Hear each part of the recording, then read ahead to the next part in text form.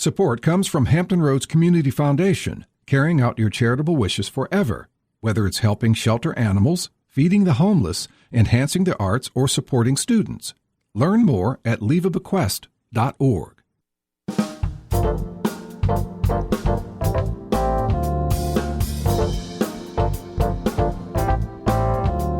Hello, everyone. I'm Barbara Ham-Lee.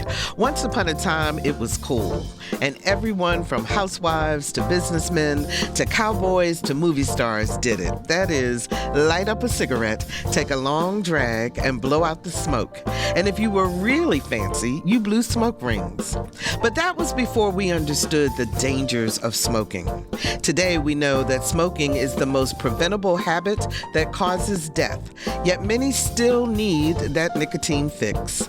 Up next on Another View on Health, how to quit smoking.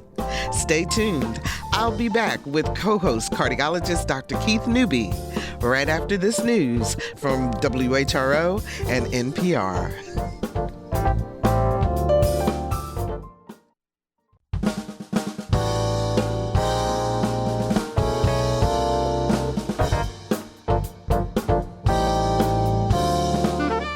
Discussing today's topics from an African American perspective, this is Another View.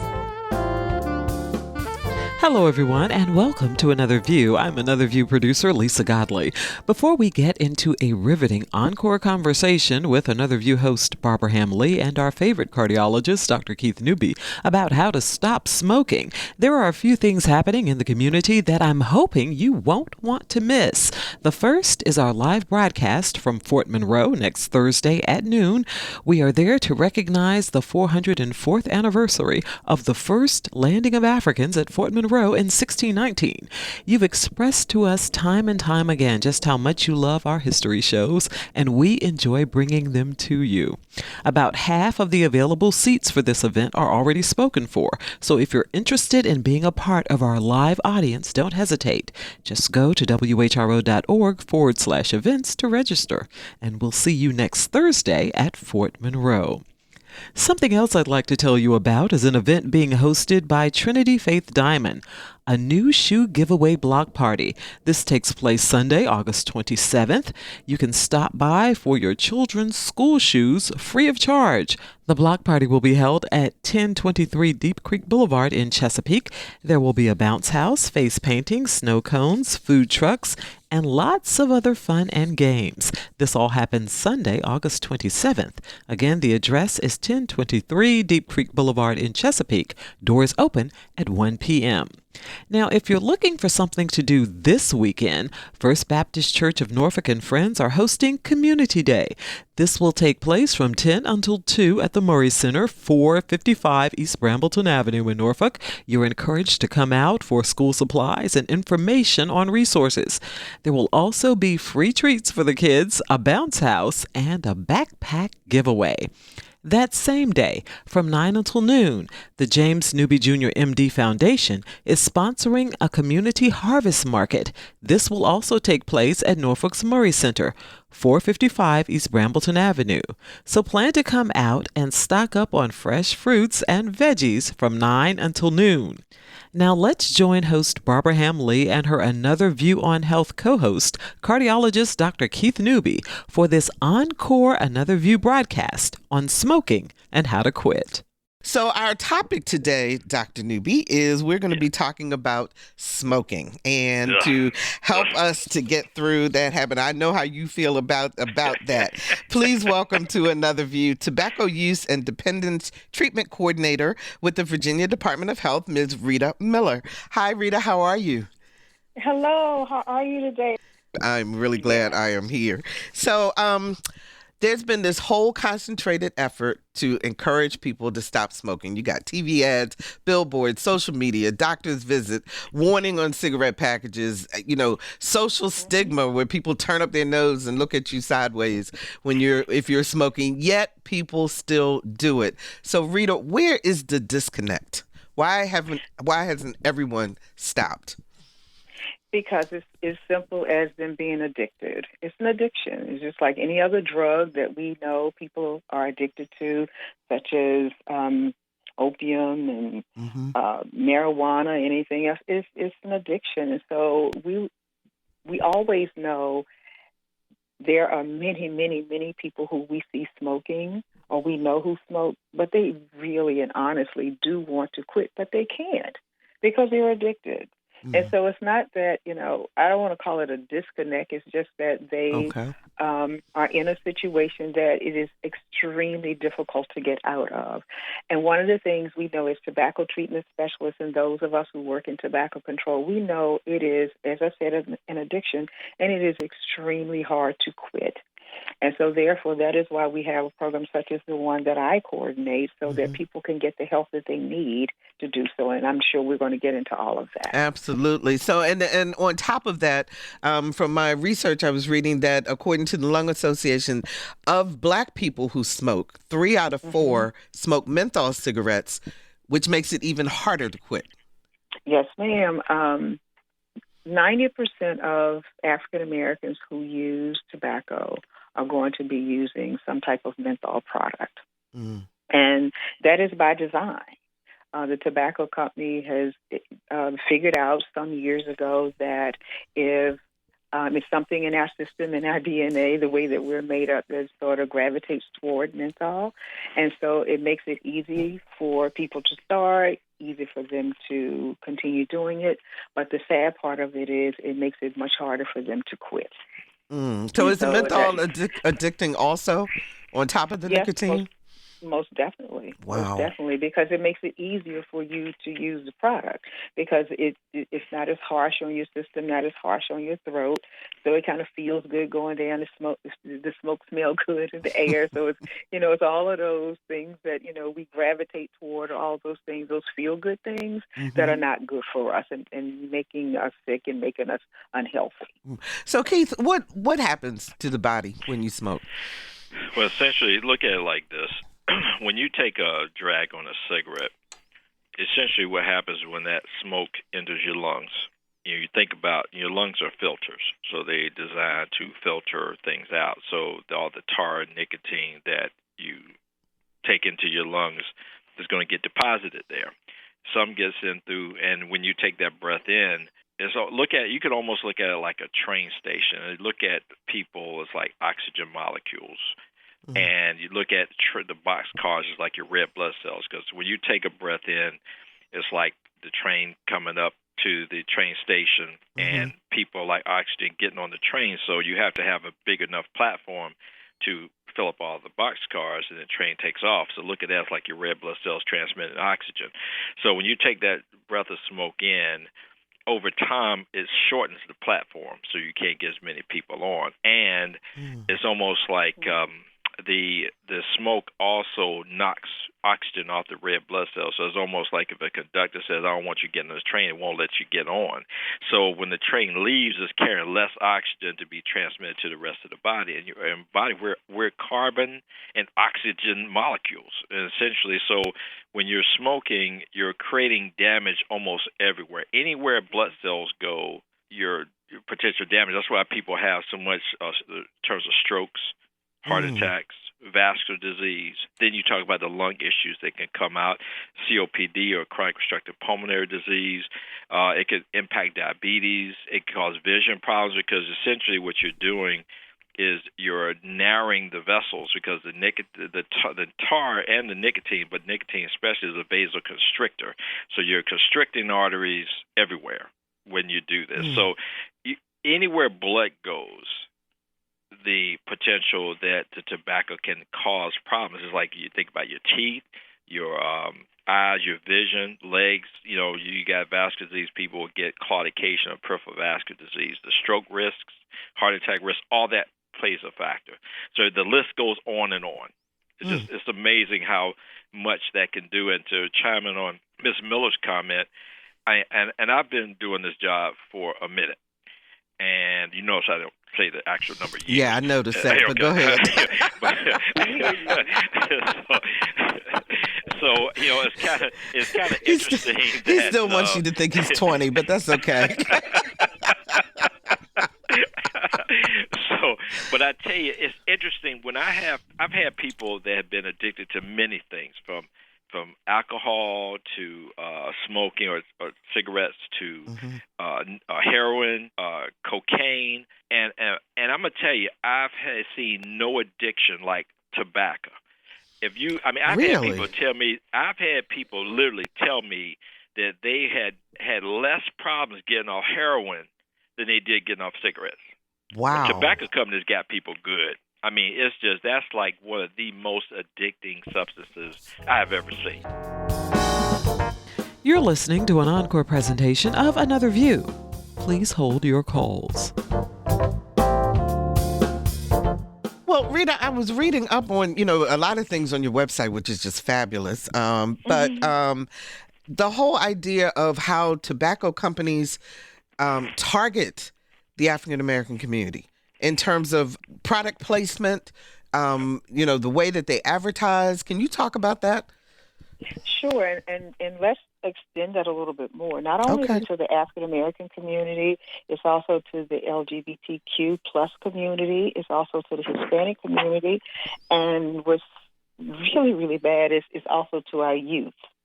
So think about when we go to the corner stores, in our communities, and you look at all the tobacco advertisement.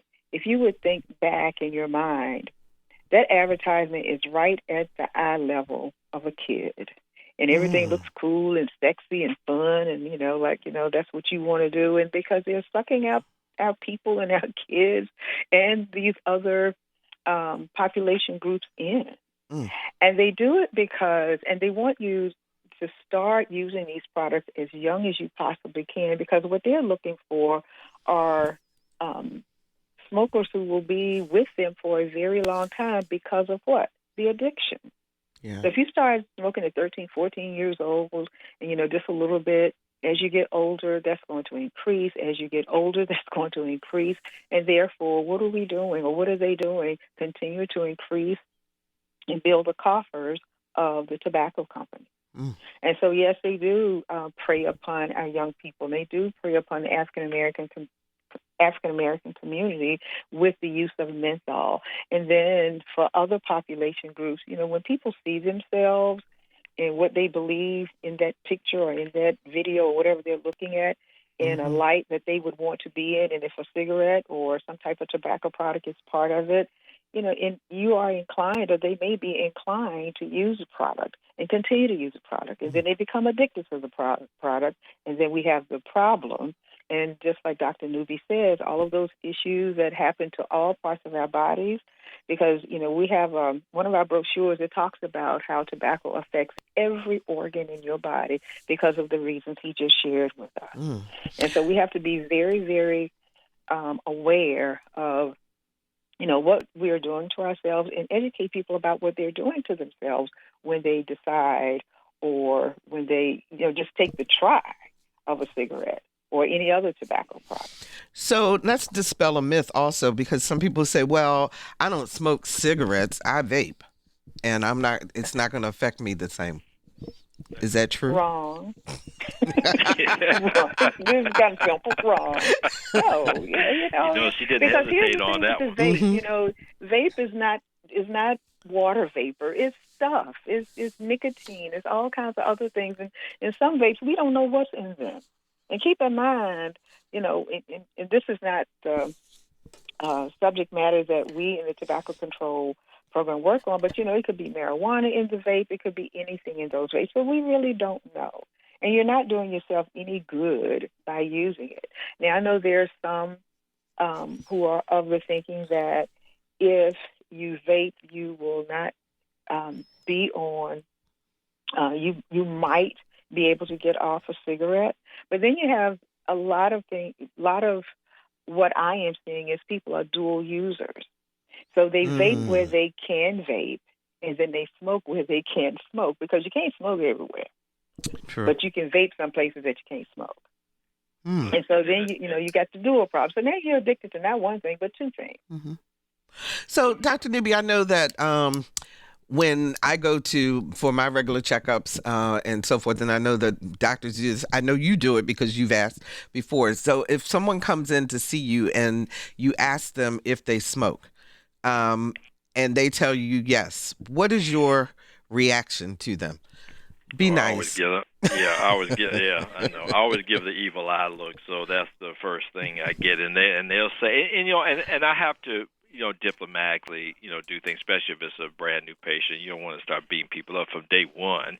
Yeah. You got to gain their trust first, then you beat them up later. But I will give them the look, and they'll say, "Yeah, I know." I'll say, "Well, you sure you know?" And I will spend that time going over this with them because I want them to understand why they need to stop. What are the harmful effects that will happen? And this is the prime story. Somebody will say, "Well, my uncle, he stopped smoking. Also, he got cancer after that, or they have some other issue." I say, "Well, listen, just because he stopped is just timing." I said the cancer was probably there beforehand. It just didn't come out. It wasn't discovered until after he stopped. I said stopping smoking will help over time. It will halt the process where you are. Now, it still can cause damage because depending on how long you've been smoking, it could really mess some things up. But, at least if you stop, you're not continuing to add misery to mayhem, So that's one thing. And the one thing I wanted to bring out on the vaping, just so some of the younger people will know, that, when you're young, you're adolescent, you're still developing. You haven't stopped yet. Your brain is still developing. And it has been shown that vaping can slow the synapses that cause brain function to be normal. So you can have a slower development, mental and physical, as a result of vaping. So a lot of people think, like Ms. Miller said, that it's no big, that they'll say, it's an alternative to cigarettes. It shouldn't be a big deal. But as she mentioned, the dangers of that are just, and sometimes it's even worse because you're talking about concentrated nicotine. You're not talking like, some of the other crap they put in cigarettes that can mess you up, but you're talking concentrated nicotine going in your lungs. And even those things where they make it sound like there's no nicotine in there at all, there's always going to be some, because there's no point in vaping water. There's going to be some nicotine in there, and that may be less than, and they'll say zero, but it's like zero sugar.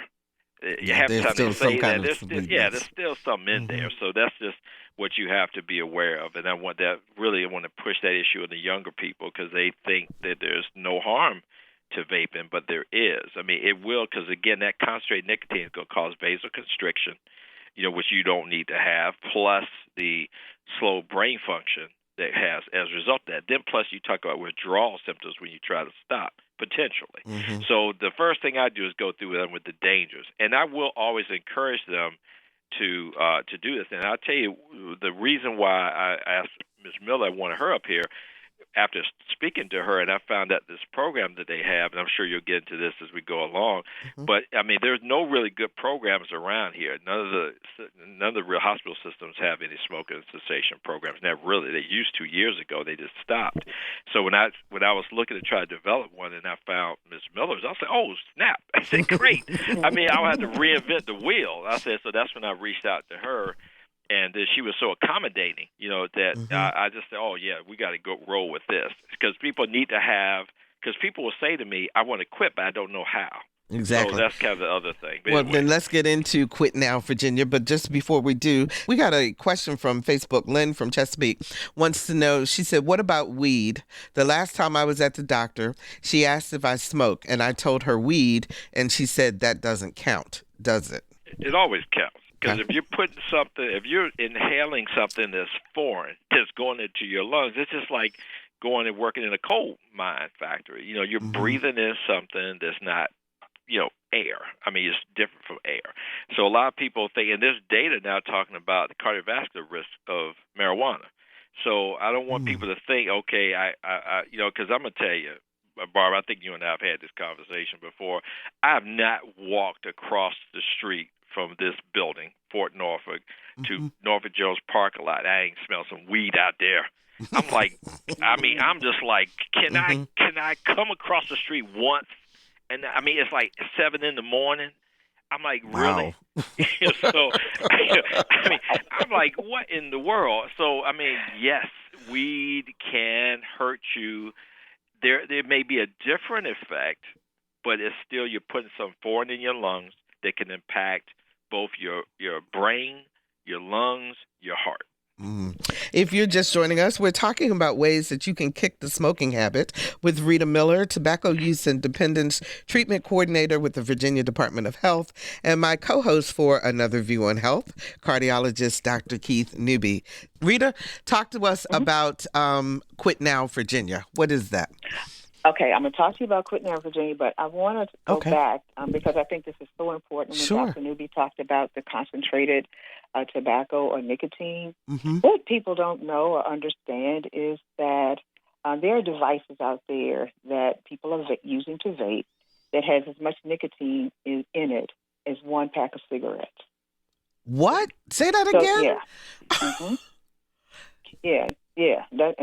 That's the reaction that I want you to have because that's what I want people to know. You got this little thing that looks like a USB called a Juul that has as much nicotine in it as one pack of cigarettes. 20 cigarettes in that little thing.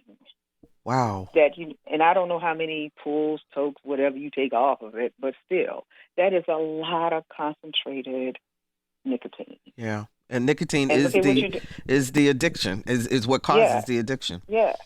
And also, and also the health problem. And tobacco has all other additives to it because there are over, I got the number, like 700 chemicals in a cigarette.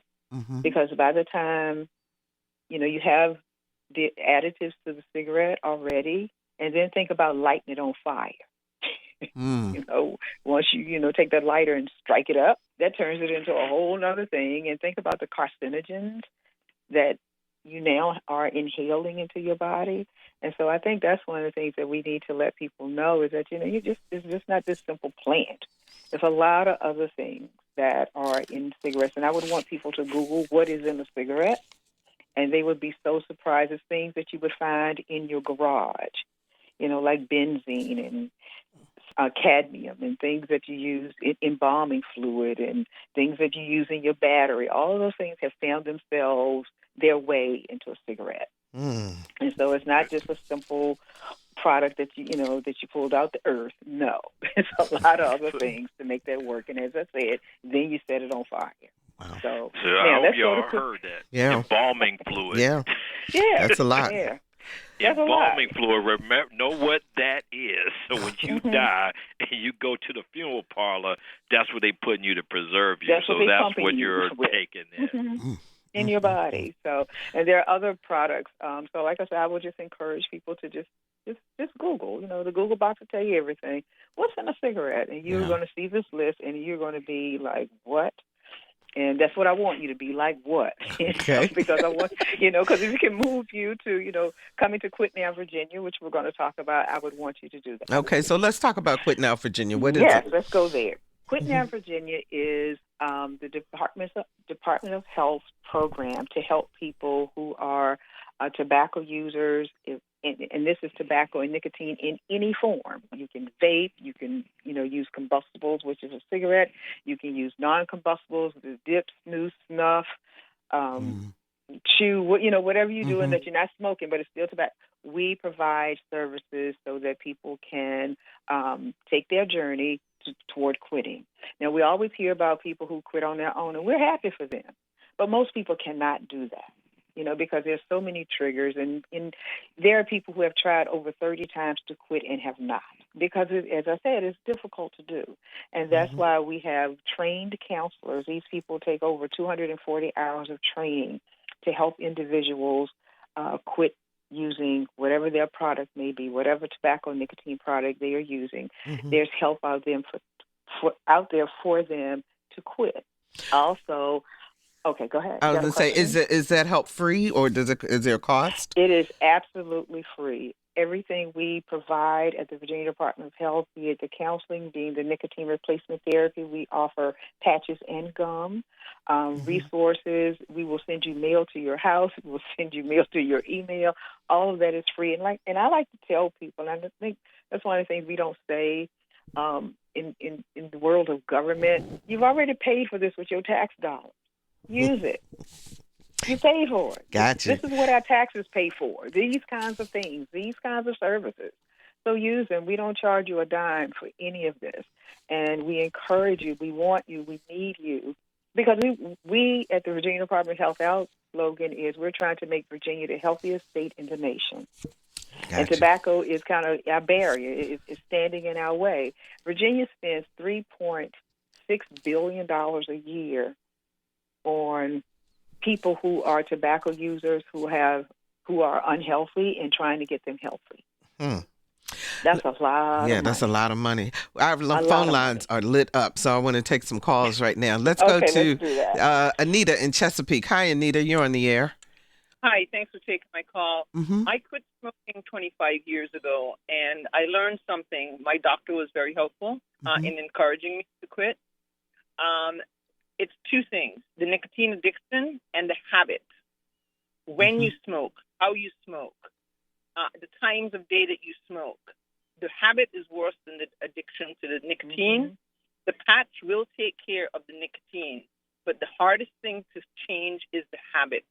So I bought those little round lollipop sticks, and I kept them with me everywhere because it was what I did when I drive, what I did with my left hand, how I hold my cigarette. When I had a drink, I had to have that thing in my hand. So that was the hardest thing, and my doctor encouraged me to use the patch as directed, but then buy an extra pack of it, and as I step down, go all the way to cut the patches in half and step it down as long as I felt that I needed it. It took me about 6 weeks, 8 weeks to quit, and the nicotine part was gone. It was the habit that I had. That was the problem. Okay, Anita, let's let our guests respond to that. Thanks so much for the call.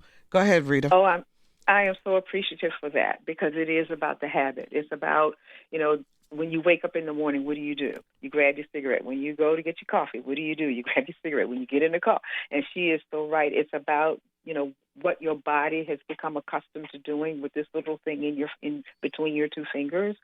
And as she said, we can get rid, the nicotine part, we can work with that. But it's the habit, just the habit of, putting your hand up to your mouth several times a day with this thing. Between your fingers. And so it's two things that you have to work on. The addiction of that, but just that ongoing habit that some people do all day long because, we have our pack a day and 2 pack a day and 3 pack a day smokers. So I think about how many times and the things that trigger them that in their mind says, okay, it's time for a cigarette because I just finished eating. It's time for a cigarette because I just took a drink. It's time for a cigarette because I just woke up. And so we have to move past all of that. And that is one of the things that Quitting Out Virginia helps you with because it gives you it teaches you other things to do in those times when you would be using your tobacco product. We talk about being mindful about your quit, seeing yourself healthy, seeing yourself without that product, your cigarette or vape pen or whatever in your hand. So you have to imagine yourself there, be very mindful about how you go about your quit journey. So I really appreciate Anita's statement because she is so correct about that. Absolutely. Let's talk to Pat in Williamsburg. Hi, Pat. You're on the air. Yes, I'm here. I quit about 40 years ago. And I just quit cold turkey, and the reason I did is because I have 2 children, and my little boy was starting to notice about smoking, and I even saw him one day trying to get into my cigarettes, and I said, "Oh no, this is not going to work." So I just quit, and that was my reason. Okay. Thanks, Pat, for the call. We appreciate that. I was going to ask about secondhand smoke, Rita. Yes. Let's talk about that. Okay, so I appreciate Pat's comment because a lot of times when people do decide that they want to quit, it's just for the reason she said, it's for their kids, it's for their family. Because we have to think about this secondhand smoke. I remember when I was a young girl, and it seemed like everybody in my class had asthma. I was like, why does everybody have asthma? Now I know it's because, tobacco use was prevalent in the homes of people when we were young, and it causes us as kids to be sick. It causes asthma. It also, one of the other things people don't know, it causes ear infection. Everybody was walking around with cotton in their ears because they had an ear infection, right? And so, but it was because of the secondhand smoke. Now, the other thing, let me finish this thought. The secondhand smoke, it does cause health issues with those who don't smoke, as we're saying. The other thing we have to be concerned about, and I don't know if people understand or know about, is third-hand smoke. And what is third-hand smoke? Third-hand smoke is the smoke that stays in the textiles in the room, in the curtains, in the seat cushions, in the rug, on the wall. That never goes away. So you continue. So even though the smoker is gone, the secondhand smoker is gone, you're still inhaling all of that because it's in those things that are in the room. You're listening to an Encore presentation of Another View. Please hold your calls. So, Dr. Newby, when somebody comes in to see you and they're having heart trouble or whatever, do you automatically assume that they are a smoker? No. Okay. I think the first thing is always you have to gain that trust and know how to ask certain questions, because you'd be surprised how people are with that. Now, the funniest thing to me is I have the most keen nose in the world. So when I have somebody like they'll tell me they stopped smoking, but yet I smell cigarette smoke on them, and when they talk, I can smell it on their breath. I guess they may think I'm not as sensitive as I am, so they'll sit there and say I'm not smoking. I'm like, well, son, you're doing something. So whatever that something is, because I'm whiffing something here, and it smells like tobacco to me. So then sometimes you'll give them to fess up, but you never assume anything. You ask questions, and you have to ask them sometimes several different ways to get people to understand what you're asking them. Saying, do you smoke? They'll say, that's like when the weed stuff comes out, they'll say, no, I don't smoke. I have to be very specific. Do you smoke cigarettes? Do you smoke cigars? Do you smoke Black and Milds, which is good in our folks? They love them Black and Milds. Do you smoke marijuana? You have to be specific in your questions. And I have some people that will say, you make it sound like, oh, yeah, I used to smoke, but it was a long time ago. When'd you quit? You'd be surprised how many people will say last week. I said, what do you mean they quit a long time ago? So that's all perception. So it really, you have to be inquisitive and never just assume because you ask it one way that is the way it is. So Rita, since nicotine is addicting, then that means that when you stop, there are withdrawal symptoms, correct? Most definitely. Okay, so what are some of those, and what are some of the things that people should expect as they start their quit journey, as it is called on Quit Now Virginia? And what's that website, by the way? Is it quitnowvirginia.org? Yes, ma'am. Okay, I thought I had it right. Yes. quitnowvirginia.org. Yes. Okay. One of the main things that people complain about, especially women, when they quit smoking, is they start eating more. And a lot of women, because that's where we hear this from, they are hesitant to quit smoking because they don't want to gain weight. But you got to balance that thing. What is worse for you? Some people will have headaches, and there are certain people who can get through, but there are triggers.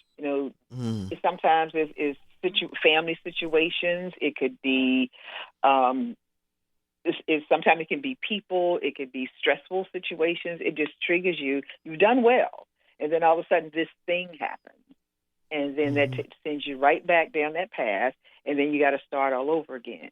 And we encourage you to start all over again with your quit journey, because we don't want people to think that just because you started quitting, or you started your way toward quitting and something happened, you had a relapse, as we call it. We don't want you to think that you have failed, because it is not a failure. It's just a relapse. It is what it is, and you start all over again. We had this program we were involved with called Quit and Stay Quit Mondays, because the evidence shows when people want to start something new or want to start a new habit, they want to lose weight or whatever, they start on a Monday. And so we would say, say on Thursday you slipped, on Monday, start again. Just start that journey again. We don't want people to think, as I said, because it didn't happen for you the way you wanted it to happen for you before, it doesn't mean that you are going to stop there, or you should stop there. You should just, pick up where you left off and keep it moving, because the goal is to quit. So Kevin sends us a note from Facebook. He said there's been a surge in the popularity of cigar establishments. Are they getting a pass? No, they're not getting a pass. Nobody gets a pass. No, Kevin. Nobody gets a pass. We don't like that. I mean, but here it is. It's a business, and we're in Virginia. You know, it's a tobacco state. And so, you know, somebody that goes to get their license, it's a legitimate business, but it doesn't mean it's a healthy, legitimate business. And we would want people not to frequent that business or utilize that business, but they do. And if they become addicted to cigars, and, you know, quitting Air Virginia is there for them as well. You know, that's interesting because, Keith, people say, well, with a cigar, you don't inhale it, but in fact, you do inhale the smoke anyway, don't you? Yeah, because, I mean, I'm not sure what they mean. Maybe they're saying they don't swallow it, smoke, you know, some people do. I don't know what the word they mean, because I'm like, if you're sucking it in, you're breathing it. So I'm not sure where people come. I think a lot of things, you know, people are just trying to find ways of justifying what they do, you know, or to say, well, what I'm doing is not as harmful to me as something else. But, you know, cigar smoke is a link to gum disease, tooth loss, increases the risk of coronary disease, you know, lung problems, just like cigarettes are. So, you know, it's just a different form of tobacco, but it's still tobacco. You know, so I want to make sure people understand there's no such thing as a safe inhalant, you know, like that. I mean, there's nothing that's safe about any of this stuff. And I tell people all the time, realize, you know, you ever see those commercials where they always have somebody's face all jacked up because they were smoking, and they say, don't let this happen to you. Some of that stuff is legit. I mean, you know, when I say some of it, I mean, it all is, but of course that's the extreme. Well, you know, I was going to ask you, is it a guarantee, if you are a smoker, is it a guarantee that you're going to get sick from smoking? No, it's not a guarantee. Nothing in life is guaranteed. However, you know, when you look at, like, say you take 100 people to smoke, I guarantee the vast majority of them are going to have something, you know, and it's not going to be, you may have, like, somebody say, oh, my grandfather smoked and he was 100. I'm like, he was blessed too, because he's one of the few that, you know, can get there. I mean, when you see the devastation of what that can do, see, the thing is, in my world, I have to deal with that on a regular. So I know how that is. When you have to deal with the aftermath of what that can do, it's really devastating. Yeah. So pay attention, folks. Let's talk to Glenn in Yorktown. Hi, Glenn. You're on the air. Hi. First time caller, long time listener. Thank you for calling. We appreciate it, and thanks for listening. My wife and I are both going through the quitting stage right now, and we're doing it for several reasons, of course. One main is the health reason, but I've smoked all my life, and so has she. And I have quit before. I've quit for 9 years before picking them back up again. And so this time, hopefully, this will be my last time to go through this. But I don't find it all that difficult myself. Maybe I'm lucky in that way. As far as the urge goes, I don't have that anymore after 2 weeks. It's only been 2 weeks. But the urge is gone. But we're doing this on a reward-type system, I think. It makes sense to us. And so you reward yourself for each week that you get through, or what? What does that mean? We're showing our results, basically. Gotcha. So one way is the pulse oximeter. Another way is the blood pressure cuff. And another way is the credit card. So with the pulse ox meter, we've both had some poor readings in the past, especially my wife. Sometimes, you know, low 80s, or high 70s. And at times it's become scary. Now, just 2 weeks later, she could pop it on and get a 98% reading on the pulse ox at any time. The other thing is my blood pressure has dropped. I'm on blood pressure medicine, and I'm probably going to be consulting my doctor about getting off of it eventually. But my blood pressure has dropped way down into the great normal zone instead of being high. And the third thing is we're waiting on our next credit card statement, because we know, doing the math, how much we spend on smoking. and it is terrible. When you put that figure together at the end of the month and realize how much you're spending, it's incredible. For two adults smoking 2.5, possibly 3 packs a day for one, and a pack and a half for another person. That's a lot of money. Glenn, if you don't mind my asking, you said you had quit for 9 years. Was there something that triggered you to make you go back to it? There was. Oh, there was a terrible divorce way back in the day. When I got married, my wife and I decided we were going to quit on our, after our honeymoon, and we did quit for 9 years. And then after that 9 years, after going through that terrible situation, I just kind of didn't have much will to keep it up at that point. It was just, okay. I needed something. I appreciate you sharing that with us. Thanks so much for calling us. I want to give our guests a chance to respond. Rita, we were talking about those triggers. So even after 9 years, even that's a long time, and still a trigger can happen. It can happen, but please let me speak to the money. Okay. Because go ahead. Because when Glenn said credit card, I was like, "Ooh, credit card! Can they not buy something? Or are they going to buy something when this is over?" But he spoke to. Oh, he just hit me because we have a card called the You Save card, and it's just what he said. We have this little card. On the front, it talks about Quit Now, Virginia, and how you get in touch with us. On the back, it talks about how much money you save if you quit, and we had broken it down by day, week, month, year, and 5 years. You want to give us some numbers? Okay, so a pack of cigarettes is like $7 and something a month. Mm-hmm.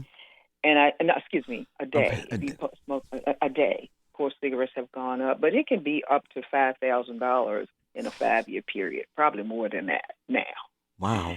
And so we would see men and women literally clutch their pearls when they saw how much money they were spending. I'm serious, I've seen people say, "Oh my God, I'm spending," and then when they think about it, they were spending that kind of money. And we're thinking about what you can do, in a month's time or a year's time when you spent $2,000-$3,000 on some cigarettes, and what you could do for that. All the while you want to take this nice vacation in Florida and stay a week.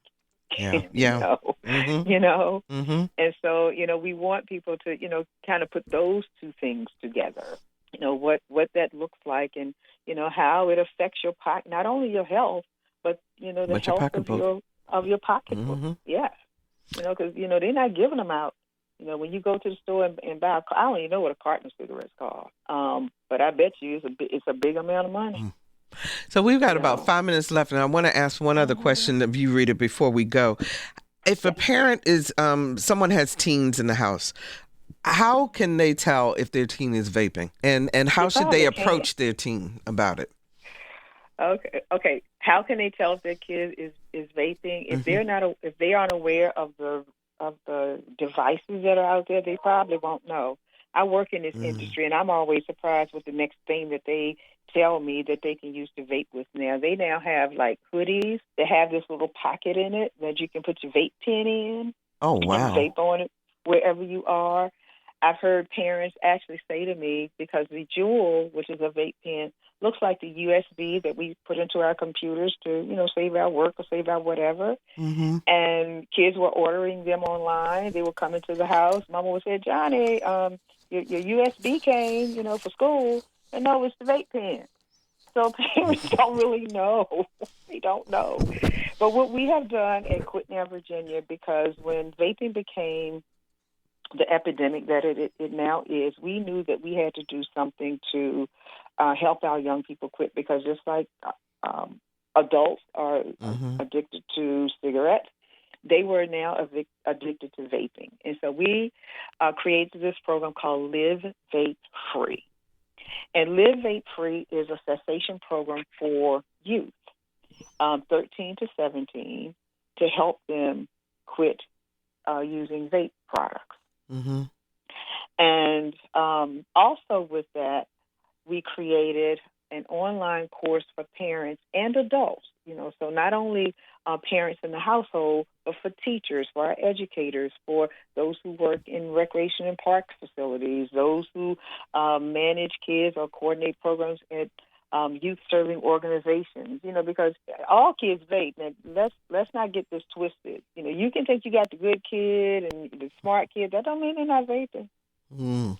And so we wanted everybody to be on the same page about this. And so with this online course, it teaches you about the risks, the burdens, the harms of vaping, but it also, we provide for you a toolkit so that you can have the information that you need, but we also talk to you about or teach you how to have the conversation with your kids because, of course, your kid is going to think that they know more than you do.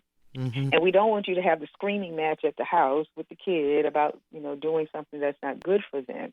We want you to come to them with tested, tried, and true and evidence-based information about how to have the conversation, what you need to say, and how you need to help your kid or your kids or your kid or the kids that you work with become Absolutely. more healthy and to gravitate to this program, use the program so that you can stop vaping, so that you will not gravitate toward combustibles or cigarette because one day you're not going to be able to afford to vape then because keep in mind they cost money and they're expensive too. Yeah, they're going up too. We are just about out of time, but I do want to tell people to go to quitnowvirginia.org and you will find out information for teens, for adults, for anyone who is trying to stop. Thank you so much, Rita Miller, for joining us today to talk about this. And Dr. Newby, you get the last minute. Oh, man. Wow. Well, thank you. One quick comment. I think the gentleman that called in, he said something about the pulse oximeter. Mm-hmm. Just be aware that pulse oximeter is just saying how much oxygen is being transmitted to the bloodstream. It's not measuring lung damage. So you can still be damaging your lungs, even though your saturation may be good. Don't get it twisted that everything.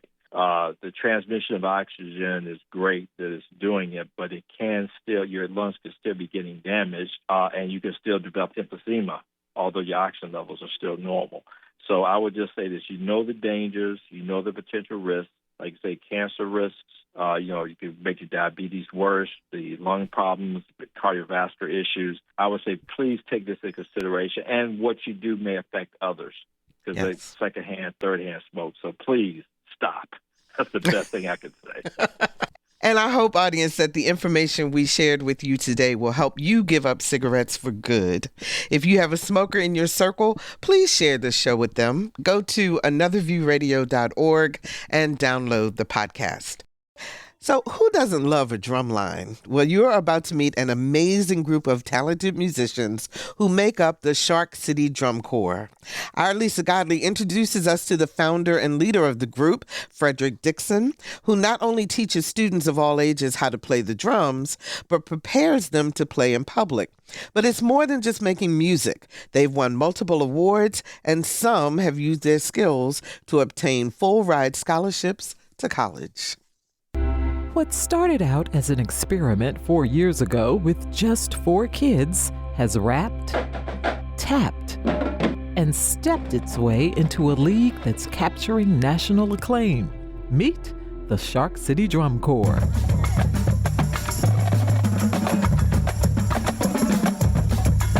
The man behind this talented group of drummers is Frederick Dixon, a percussion instructor with a dream he hoped would work. One day it was raining. I think we had like 2 people.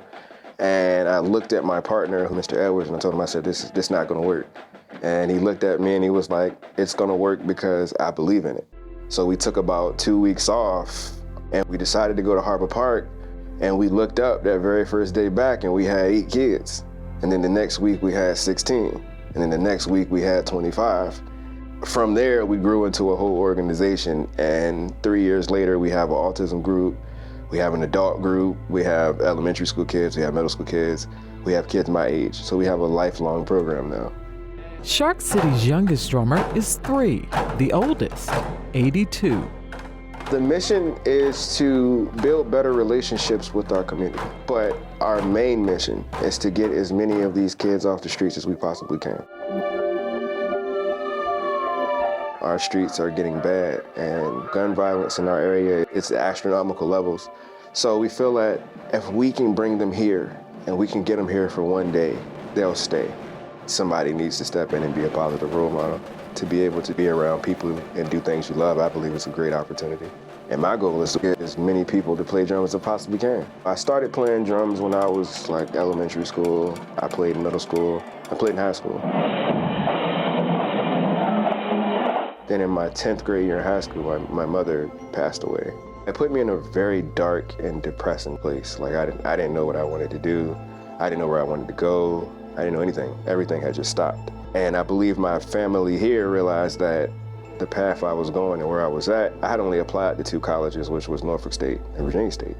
Well, we can't put you in Norfolk State because you're already over here and your mindset ain't right. We need to get you out of Norfolk to get you focused on where you need to go. So I went to Virginia State, talked to the band director there. I started playing drums there and I started loving playing drums again. And I graduated and it was like, I can teach as many people as possible. And if I can share my story, and if I'm able to make it and become what I've become, then how many people would benefit off hearing my story and be able to be whatever they would become. During parade season and local performances, you're sure to see the drumline. Our last trophy was in Atlanta, Georgia, when we competed in 2019, and we won first place there, and we had won 9 trophies that whole season. So we were on fire. COVID came, and once COVID came, we couldn't do the trophies in the competitions anymore. Then we came back this year, we won 2 trophies, so we're back on that path again. We do a lot of physical training because we try to get a lot of us in shape for playing the drums and being able to hold drums for a long period of time. And sometimes just standing there is like a mental thing. A lot of our kids are getting scholarships, full rides to go to college. 6 of Fred Dixon's 8th graders will be playing for their high school drum lines this year, and another 4 will be on the drum line at Norfolk State University. We got about 20 students that march for college right now for several HBCUs. The impact that Shark City Drum Corps has on its drummers is clear. During summer camp, we witnessed members who preferred to practice than eat. I wish I was that way when I was that age, but if I can motivate them to be better, then I've done my job. For Another View, I'm Lisa Godley. We hope you've enjoyed today's show, and if you did, please share it with a friend or family member. Go to anotherviewradio.org and download the podcast. Please take a minute to sign up for our eView newsletter, a once-a-week reminder of upcoming shows. I'd also like to remind you of the upcoming events that I mentioned at the beginning of this broadcast. This weekend, from 9 until noon, the James Newby Jr. MD Foundation is sponsoring a community harvest market. This will take place at Norfolk's Murray Center, 455 East Brambleton Avenue. That same day, First Baptist Church of Norfolk and Friends are hosting Community Day. This will take place from 10 until 2 at the same location, 455 East Brambleton Avenue in Norfolk. You're encouraged to come out for school supplies and information on resources. There will also be free treats for the kids, a bounce house, and a backpack giveaway. And next weekend, on Sunday, August 27th, you can shop for your children's school shoes free of charge. Trinity Faith Diamond is hosting a new shoe giveaway block party. This party will be held at 1023 Deep Creek Boulevard in Chesapeake. There will be a bounce house, face painting, snow cones, food trucks, and lots of other fun and games. This all happens Sunday, August 27th at 1023 Deep Creek Boulevard in Chesapeake. Doors open at 1 p.m. Our theme music is an original composition created especially for Another View by Jay Sennett. Jordan Christie is our audio engineer, and Dr. Barry Graham answered our phones. I'm Another View producer Lisa Godley. Be sure to join host Barbara Ham-Lee, myself, and the rest of the Another View crew next Thursday for our on-location broadcast from Fort Monroe. Thanks so much for listening, and let's get together again next Thursday at noon for Another View.